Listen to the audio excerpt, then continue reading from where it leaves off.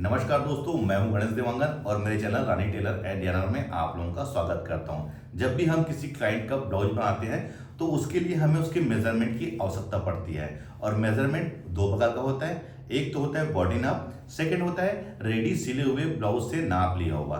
क्योंकि जब तक किसी का नाप हमारे पास में नहीं है, ना हम ब्लाउज की कटिंग कर सकते हैं और ना ही स्टिचिंग कर सकते हैं। इस वीडियो में मैं आप लोगों को ये बताऊंगा कि हमें कि कम से कम किन किन चीज़ों का नाप होना जरूरी है। क्योंकि ब्लाउज का नाप अगर हम देखेंगे तो बहुत ही ज़्यादा डिफिकल्ट होता है, बहुत सारी चीज़ों को नापना पड़ता है। लेकिन हम कम से कम नाप में ब्लाउज की कटिंग और स्टिचिंग कर सकते हैं। हम किन किन चीज़ों को नापना जरूरी है मैं इस वीडियो में आप लोगों को बताऊंगा, तो आप लोग वीडियो को कंटिन्यू और पूरा जरूर देखें। सबसे पहले तो मैं आप लोगों को बॉडी मेजरमेंट में के बारे में बता देता हूं, जिसमें हमें क्या क्या चीज़ों को नापना पड़ता है। मैं आप लोगों को नाप के नहीं, रफली बता रहा हूं। देखिए, ये समझ लीजिए, ये हमें इसी का बॉडी मेजरमेंट लेंगे। सबसे पहले तो हमें किसी भी क्लाइंट का जब नाप लेना रहता है तो हमें उसकी बैक पार्ट से हमको उसकी लंबाई को नापना रहता है। तो देखिए, लंबाई को आप नाप लीजिए, ये शोल्डर से जहां तक रहता है। गले के डीप को नाप लीजिए, शोल्डर को नाप लीजिए। उसके अलावा इसमें हमें कई बार बॉडी नाप में हमको बैक का जो हाफ पोर्शन है, यहां से लेके जहां पर से बैक पार्ट हमारा जॉइंट होता है, यहां से लेके इस साइड तक उसको नापना पड़ता है।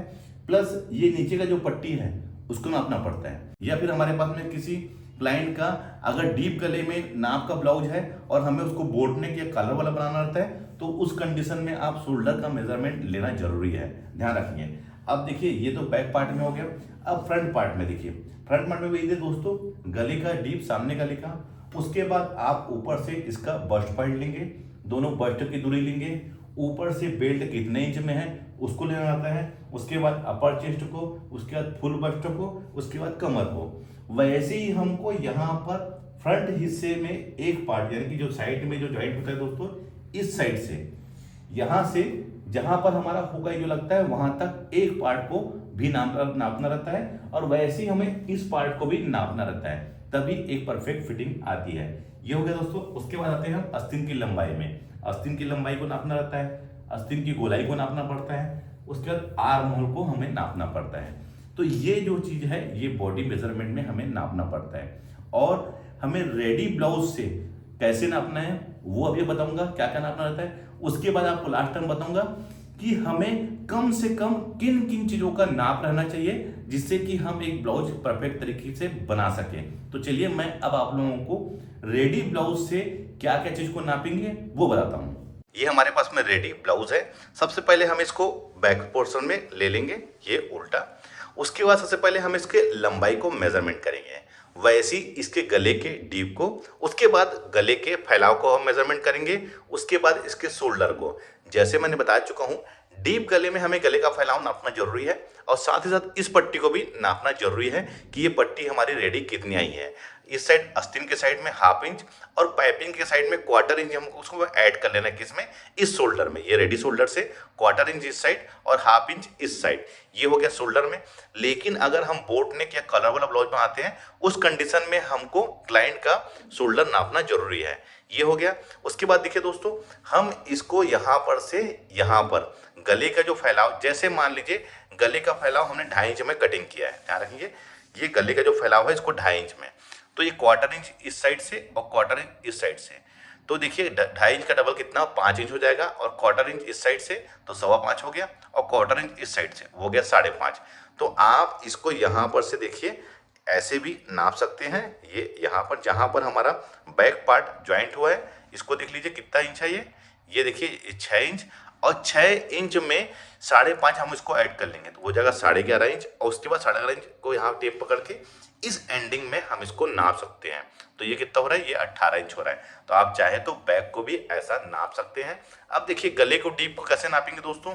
आप यहाँ पर से टेप को रख के ऐसा मेजरमेंट कर सकते हैं, या फिर लंबाई ऐसा ले लीजिए। देखिए, लंबाई कितना 14 इंच है, और ये नीचे का डीप को देखिए कितना है, ये 3 इंच है। तो ये इसका गला डीप कितना है दोस्तों, लंबाई 14 इंच है और पीछे की पट्टी हमारी 3 इंच है। तो ये इसके गले का जो डीप है वो 11 इंच हो जाएगा। देखिए, ये हो गया। बैक पार्ट में इतना हमको नापना रहता है। अब ऐसे सामने में आ जाते हैं। तो सामने में दोस्तों देखिए क्या करना है हमको। आप इसको ऐसा ओपन करके आप पहले तो इसके ऊपर से इसके बस्ट पॉइंट को यहाँ पर मेजरमेंट कर सकते हैं। चाहे वो कटोरी वाला हो, चाहे वो 4 डार्ट हो, चाहे 4 डार्ट बेल्ट हो, चाहे प्रिंसेस कट हो। जहां पर ब्लाउज का उभरा हुआ हिस्सा आता है उसी को हम बस्ट पॉइंट बोलते हैं। तो आप ऊपर से मार्जिन को छोड़ के आप मेजरमेंट करिए, क्योंकि जब भी आप कटिंग करेंगे उस समय हमको मार्जिन उसमें ऐड कर लेंगे। ये हो गया ऊपर। उसके बाद हमें दोनों यहाँ पर ये बस्ट की दूरी को देखिए कहाँ से, ये यहाँ पर से हम इसको मेजरमेंट करेंगे हुक आई के यहाँ पर से। बाद में हम हुक आई की मार्जिन ऐड करेंगे, उस समय इसको छोड़ देंगे मेजरमेंट को। ये हो गया। उसके बाद दोस्तों हम इसके सामने गले को मेजरमेंट करेंगे कि सामने गला हमारा डीप कितना है। देखिए मैं एक चीज आपको बताऊंगा दोस्तों, कई बार हम इसको ऐसा गले को तिरछा मेजरमेंट करते हैं, ये इस प्रकार से।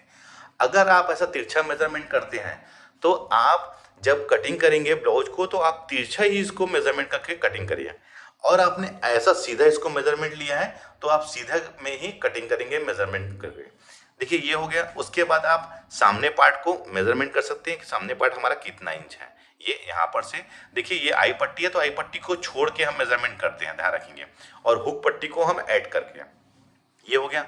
उसके बाद हम इसके कमर को मेजरमेंट करेंगे।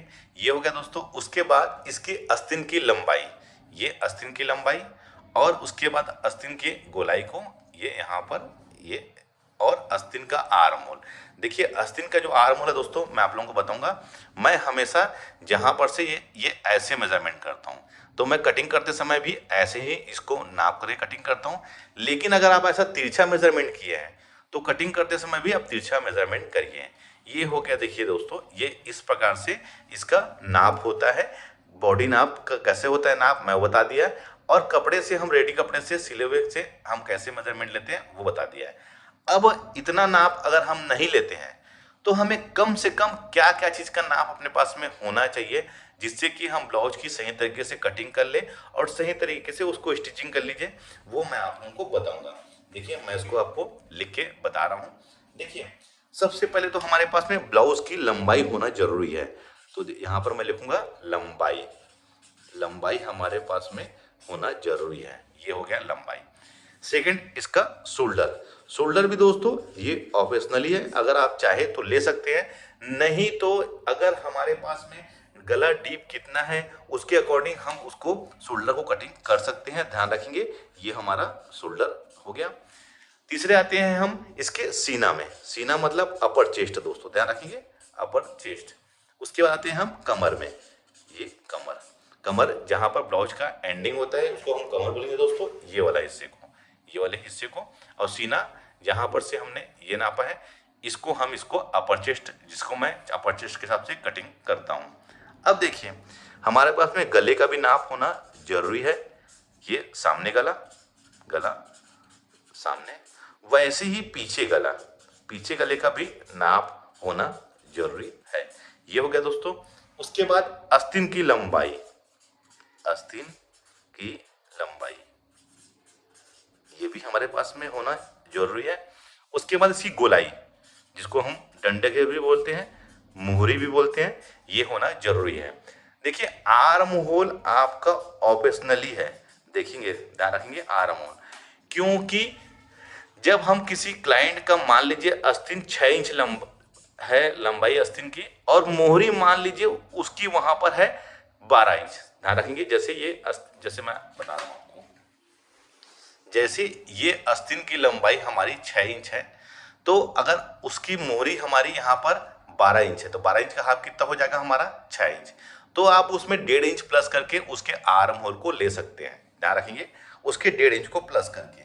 मैं अभी जैसे इसी ब्लाउज का आप लोगों को बताता हूँ, ये इसकी गोलाई है 6 इंच और डबल 12 इंच हो गया, लेकिन इसका आर्म होल में आपको 1.5 इंच ऐड कर लेना है, तो वो हो जाएगा 7.5 इंच। देखिए यहाँ पर ये 7.5 इंच में आया हुआ है, देखिए ये इधर से ये 7.5 इंच है। ध्यान रखेंगे कि उसमें 1.5 इंच हमको प्लस कर लेना है, कोई भी परेशानी नहीं होगी। हर चीज़ों का फार्मूला है दोस्तों, ध्यान रखेंगे हर चीज़ों का फार्मूला है। लेकिन उसके बाद भी अगर आपको परेशानी होती है तो आप पूरा मेजरमेंट ले सकते हैं। लेकिन देखिए इतनी चीज़ों का हमारे पास में मेजरमेंट होना जरूरी है। ब्लाउज की लंबाई, शोल्डर, सीना, कमर, सामने गला, पीछे गला, अस्तीन की लंबाई, गोलाई और आर्म होल। उसके बाद हम चाहे तो बस्ट पॉइंट कैसे निकालना है उसका भी फार्मूला हमारे पास में है। बस्ट की दूरी कैसे निकालना है उसका भी फार्मूला अपने पास में है। ऊपर से हमको बेल्ट कितने इंच में लेना है उसका भी फार्मूला है। बाकी बैक पार्ट जैसे कि गले के डीप के अकॉर्डिंग हमें शोल्डर कितना कटिंग करना है उसका भी हमारे पास में फार्मूला है। तो आप चाहे तो सिर्फ इतने ही मेजरमेंट से ब्लाउज को आप बढ़िया तरह से कटिंग कर सकते हैं और बढ़िया तरह से स्टिचिंग कर सकते हैं, कोई भी परेशानी नहीं होगी। देखिए दोस्तों, मैंने इस वीडियो में आप लोगों को कम से कम हमारे पास में ब्लाउज का क्या क्या मेजरमेंट होना चाहिए वो बताया है। वीडियो अच्छा लगा है